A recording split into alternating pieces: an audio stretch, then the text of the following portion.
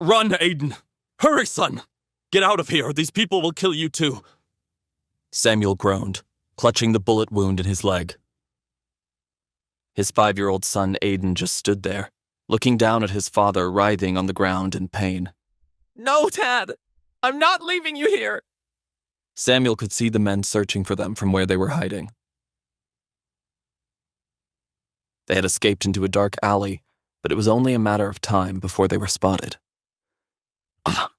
Come on, Tiger. Don't be stubborn. You've got a long life ahead of you. Don't waste it on a dying old man. Just go! Samuel slid a gold ring with a bright green gemstone off his finger and handed it to Aiden. Take good care of this for me, okay? Aiden nodded and squeezed the ring tightly in his small fist.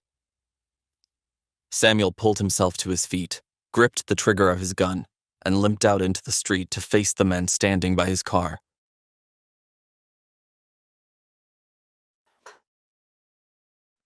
Aiden watched from the shadows as Samuel and the other men exchanged fire.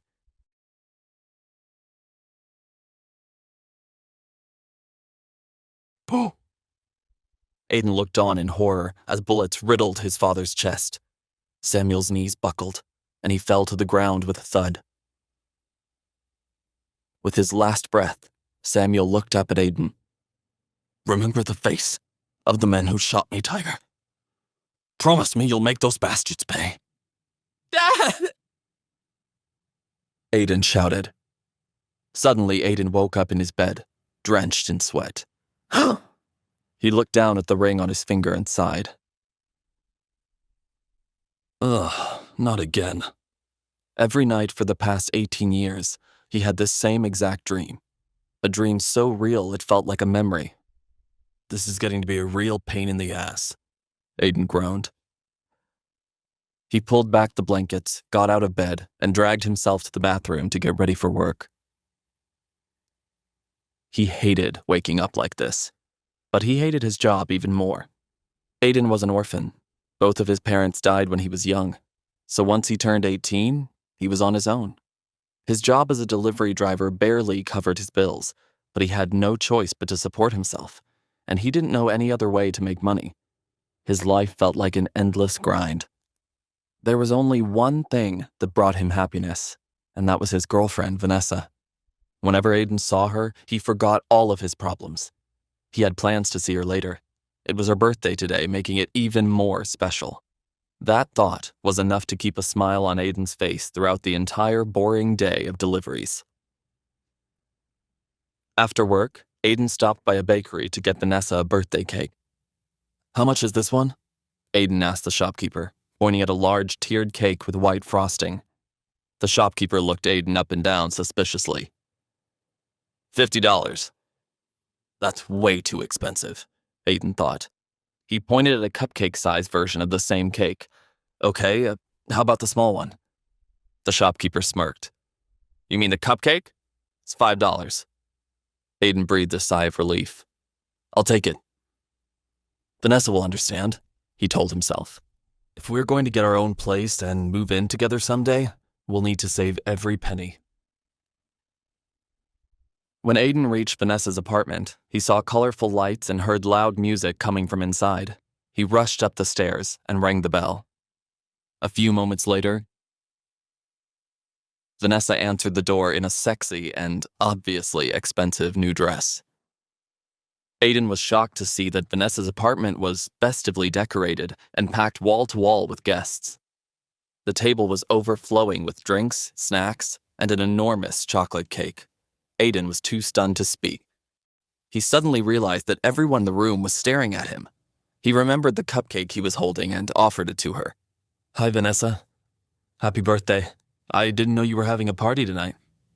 Aiden recognized a guy named Derek walking over to them. Why'd you order a cupcake? He asked Vanessa, interrupting them. I already bought you a real cake. How much do we owe you, bud? Derek asked Aiden dismissively, pulling a wallet out of the pocket of his expensive suit. Don't be silly, Derek. Vanessa giggled. This is Aiden. You recognize him, don't you? Aiden's fingers curled into fists. He knew precisely who Derek was. a spoiled rich kid who was always hovering around his girlfriend. "You're dating a delivery boy?" gasped one of Vanessa's friends, a tall blonde girl named Tracy. "Wow, Vanessa, you've really lowered your standards, haven't you?" Aiden's face turned bright red as the room erupted in laughter. "You think that I've lowered my standards, but you're wrong," Vanessa told Tracy. "My standards have actually gotten much, much higher." "Is she talking about me?" Aiden wondered. For a moment, he thought that Vanessa was defending him. Then he saw her reach for Derek's hand. "That's why I'm breaking up with you, Aiden. Derek and I are together now. This is my new standard. I hope you all approve." Aiden's heart sank, while everyone else in the room laughed and cheered wildly. "Why be with someone who can only afford to buy you a cupcake when I can buy you the whole bakery?" Derek sneered. Then he leaned in and kissed Vanessa's lips. Aiden couldn't stand by and take the abuse any longer. "Shut up, you bastard!" He threw the cupcake he was holding at Derek's head, then lunged at him and punched him in the face.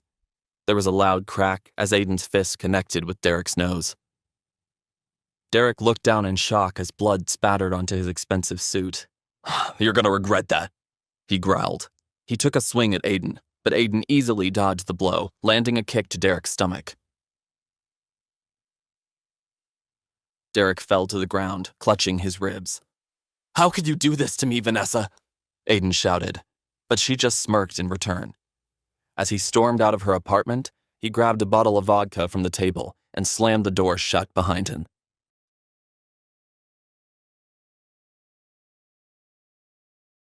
Aiden wandered around for a while, without knowing where he was going. He took big swigs from the vodka bottle, trying to numb the pain in his heart.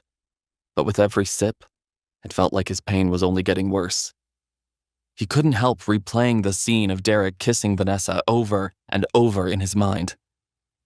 Vanessa was the only good thing in my life, and now she's gone.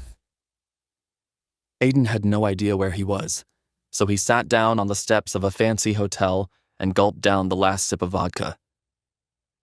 He tossed the empty bottle into the street and watched the glass shatter into a million pieces. "I just want this night to be over," he told himself. He was feeling dizzy and tired, so he lay down on the hotel steps, and in less than a minute, he was fast asleep. A few minutes later, an expensive black car with tinted windows drove up in front of the hotel. "Looks like it's our lucky night. Time to teach my sister a lesson. Grab him, boys," said the driver, a gangster named Shane Stone. 4 of Shane's men jumped out of the car. They picked Aiden up as if he weighed no more than a pillow.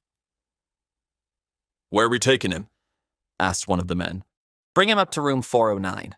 Take off his clothes and put him in bed next to my sister," Shane commanded. "Yes, boss," a burly man replied. "And hurry up. We have to get him into her bed before the drugs wear off and she wakes up. We might not get another chance like this one." Shane's men picked up Aiden and carried him straight up to room 409.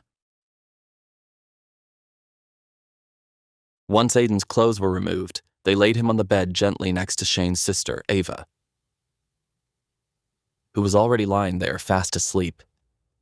The next morning, Aiden was woken up by a hard slap across his face. "Who are you?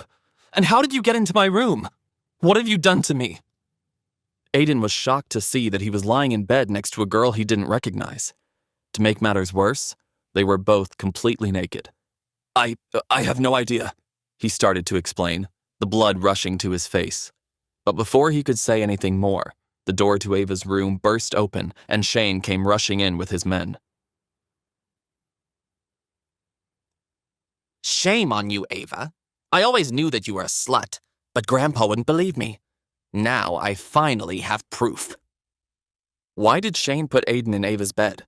What will the fallout be when people think Ava and Aiden slept together? Keep listening to find out more. The Godfather's Son, only on the Pocket FM app.